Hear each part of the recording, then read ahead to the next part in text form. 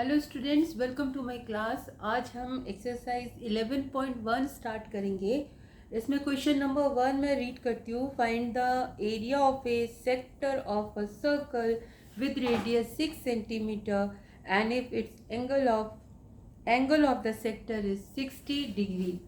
Means एक circle है, circle में आपको सेक्टर का एरिया निकालना है। सेक्टर क्या होता है? सेक्टर जो सेंटर से हम इस तरह से डिवाइड करते हैं सर्कल को, तो ये जो पार्ट होता है ये कहलाता है sector.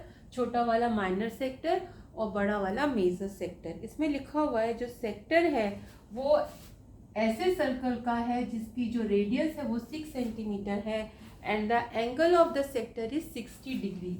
Means this one is 60 degree.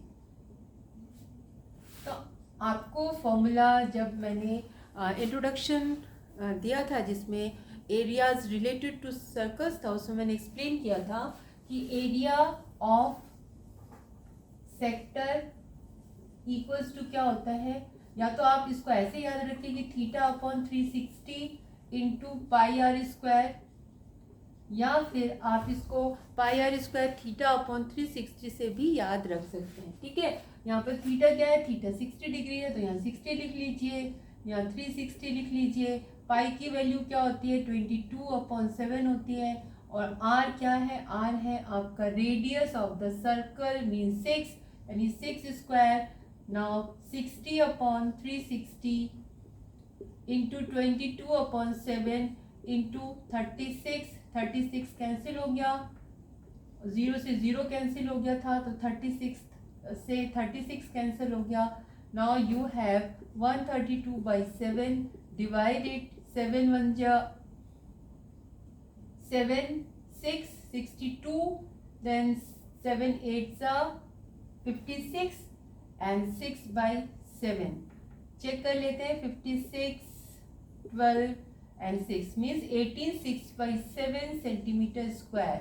ये है आपका area of the sector of a circle whose radius is 6 centimeter and the angle of the sector is 60 degree.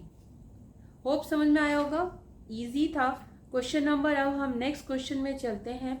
आप इसको यहाँ तक भी छोड़ सकते हैं, ठीक है, और ऐसे भी लिख सकते हैं। क्वेश्चन नंबर 2 देखते हैं। Find the area of a quadrant of a circle whose circumference is 22 centimetre. इसको मैं रब कर लेती हूँ, ठीक है। तो आपको सेक्टर क्लियर होना चाहिए कि सेक्टर क्या होता है। तो ये सेक्टर हुआ, ठीक है। अब हम क्वेश्चन नंबर 2 में उन्होंने बोला है कि क्वाड्रेंट का आपको निकालना है। क्वाड्रेंट क्या होता है? जो सर्कल है, सर्कल को 4 पार्ट में डिवाइड करने के बाद जो एक पार्ट होता है, this is quadrant of a circle, चौथा हिस्सा, ठीक है। क्वार्टर सुना है ना आपने? क्वार्टर जो होता है वो 1 लीटर का 1/4 होता है। सिमिलरली 1 लीटर क्या मतलब? किसी भी चीज़ का 1/4 होगा, दैट विल बी क्वार्टर। तो ये इसका जो क्वाड्रेंट होगा वो ये वाला पार्ट है। अब आपको क्या चाहिए होता है? थीटा चाहिए होता है। तो थीटा यानी कि जो एंगल ऑफ द सेक्टर है, एंगल ऑफ द सेक्टर आपको मालूम है ये 360 है, तो 90 90 90 90 हो जाएगा। तो जो एंगल है, एंगल ऑफ द सेक्टर क्या हो जाएगा यहाँ पर?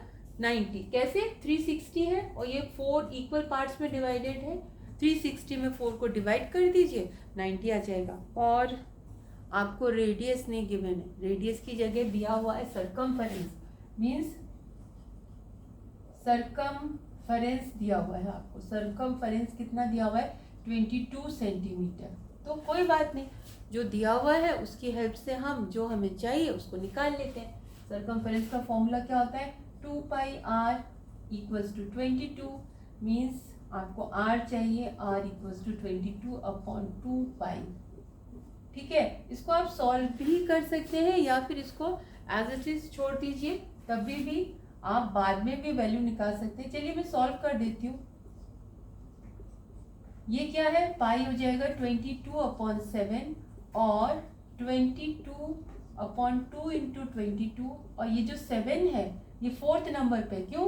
क्योंकि 22 के नीचे तो कुछ भी नहीं है, 1 है। इसका जो डिनोमिनेटर है वो 1 होगा, और ये है 44/7, तो ये दोनों एक साथ जाएंगे, मीन्स 22 एंड 7 एक साथ होंगे और नीचे 44 होगा। तो नीचे 44 ले लिया आपने, इसको कैंसिल कर दिया, तो आपका जो रेडियस आया है वो 7/2 आ गया। अब आपको एरिया ऑफ द क्वाड्रेंट निकालना है, तो एरिया ऑफ द क्वाड्रेंट क्या हो जाएगा, वही θ/360 इंटू πr²। थीटा क्या था, थीटा था 90/360। पाई क्या है, पाई है 22/7।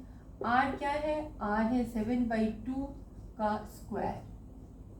जल्दी से इसको सॉल्व कर लेते हैं। यहाँ पर ये 9/36 इंटू 22/7, इसको आप 2 टाइम लिख लीजिए, 2 टाइम्स। आप 49/4 भी लिख सकते हैं, बट वो क्या होता है फिर आपको कैंसिल करना पड़ता है, तो बेटर है आप इसको 2 टाइम लिखिए ताकि आपको सिंपलेस्ट फॉर्म दिखता रहे कि इसमें 7 एंड 7 है। ठीक है, तो 9 1 जा 9, 9 4 जा 36, 7 से 7 का कैंसिल हो गया, 2 1 जा 2, यहाँ पे 11 आ गया और कोई कैंसिलेशन नहीं है, तो 74/8 सेंटीमीटर स्क्वायर। तो ये हो गया आपका area of the quadrant of a circle whose radius is not given but circumference given था। तो हमने circumference का फॉर्मूला यूज़ करके हमने रेडियस निकाला, फिर उसको हमने एरिया के फॉर्मूले में उसको पुट कर दिया। ठीक है, तो ये आपका हो गया क्वेश्चन नंबर 2। तो होप आपको ये दोनों क्वेश्चन समझ में आए होंगे। अगर मेरी वीडियो पसंद आई है तो प्लीज़ लाइक कीजिए, शेयर कीजिए और प्लीज़ प्लीज़ प्लीज़ सब्सक्राइब कीजिए। Thank you.